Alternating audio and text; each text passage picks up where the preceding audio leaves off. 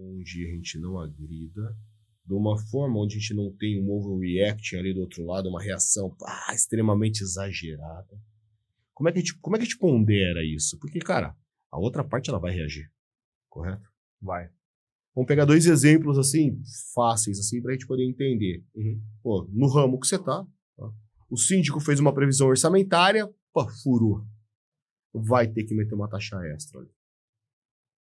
E você vai ter que chamar uma assembleia extraordinária ali pra discutir uma taxa extra. Sim. Cara, nos dias de hoje que a gente tá com o dinheiro nosso tá escasso, né?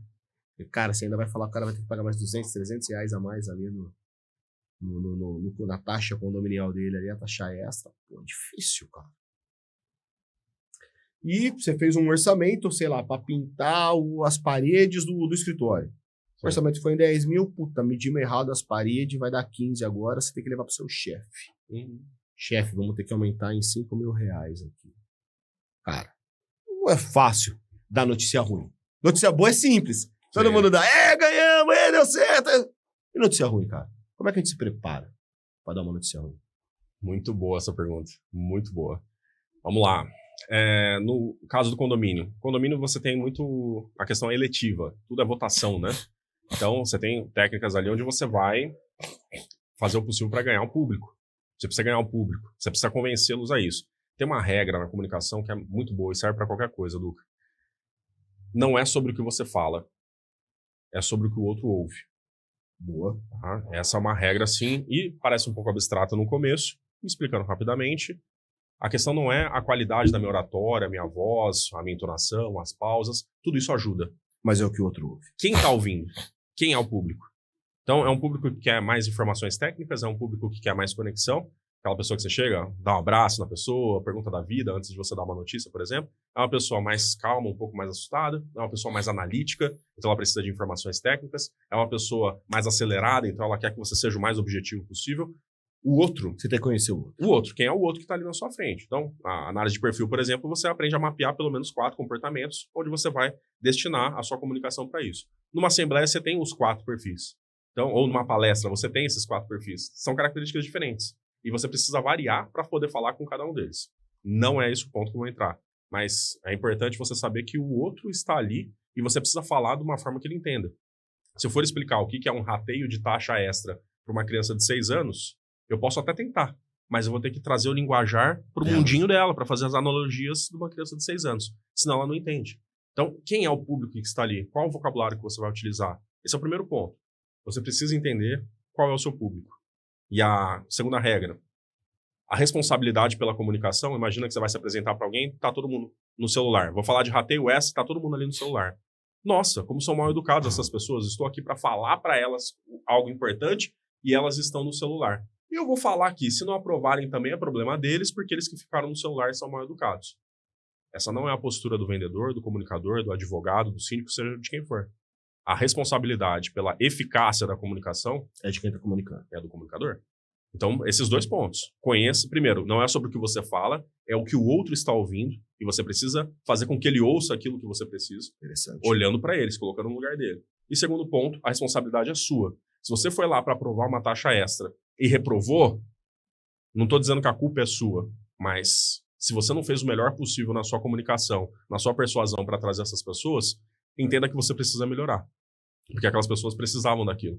E elas precisavam ser persuadidas. E sim, talvez elas sejam mal educadas, desrespeitosas. O que você vai fazer para contornar isso, amigo? O que você vai fazer para descruzar o braço do cara que está relutando a sua venda ou ao seu treinamento? O que você vai fazer? Você não tem controle sobre ele, só sobre você. Então, traz a responsabilidade para você. 2 pontos. Agora, entrando. Tem uma técnica de negociação aqui que eu acho que é muito boa para dar notícias ruins quando você precisa da votação das pessoas. Ela chama BATNA. É a origem dela. É uma sigla, né? Mas BATNA. BATNA. B-A-T-N-A. Em inglês tem a tradução dela, no português é MANA, que é a melhor alternativa caso não haja acordo. Não é certinho, tá? Mas é melhor alternativa no não acordo. Então vira MANA. O que é isso? Geralmente, vou dar um exemplo de rateio extra que você falou. Você está vendo que está tendo uma onda de caixas d'água que estão caindo em condomínios? Sim, eu vou falar. No Rio de Janeiro, caiu uma caixa d'água em cima lá, arrancou o teto, atingiu uma pessoa. Teve um outro que, graças a Deus, não atingiu ninguém, mas derrubou o muro. E tem muitos condomínios Minha Casa Minha Vida que estão com a parte interna dessas caixas d'água totalmente corroídas. Já não tem escada interna. Ontem eu participei de uma assembleia, inclusive, que era um condomínio que precisava aprovar isso. Então imagina, durante 3, 4 anos a pessoa pagou entre 120 e 150 de taxinha de condomínio. Minha Casa Minha Vida, geralmente um público que tem menos poder aquisitivo.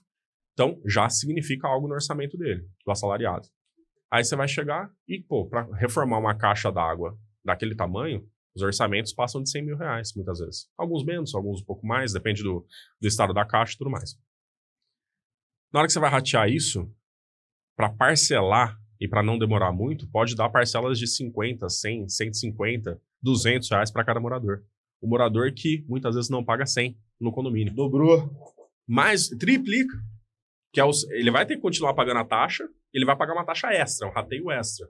Então triplica o negócio. E você tem que dar essa notícia para a pessoa. Encaixa no seu exemplo aí de notícia ruim para você dar para a pessoa? Você precisa dar uma notícia dela. O que você vai usar?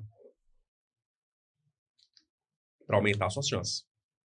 Gatilhos mentais. Gatilho mental. Gatilho mental, todo mundo fala aí no marketing digital. Quero vencer as objeções das pessoas. Ela vai falar, eu não vou pagar. Mas por quê? Se é tão nobre a causa. Cara, é para você tomar uma água de qualidade para a caixa d'água não cair e não matar alguém no seu condomínio. Porque isso aí vai trazer muito prejuízo, além de ser desumano. Então, racionalmente é uma decisão simples, mas emocionalmente não. Então, primeiro, você pode utilizar aquelas técnicas que a gente falou. Se eu estivesse no seu lugar, eu também estaria relutante. E tem que mostrar que você tem essa conexão com a pessoa. Mas tem essa técnica da Mana, ou Batna, que é o seguinte. Você vai ancorar valores lá em cima e vai descendo. Você vai dar uma notícia muito pior. E a notícia ruim vai ser boa. É uma técnica. Cara, sabe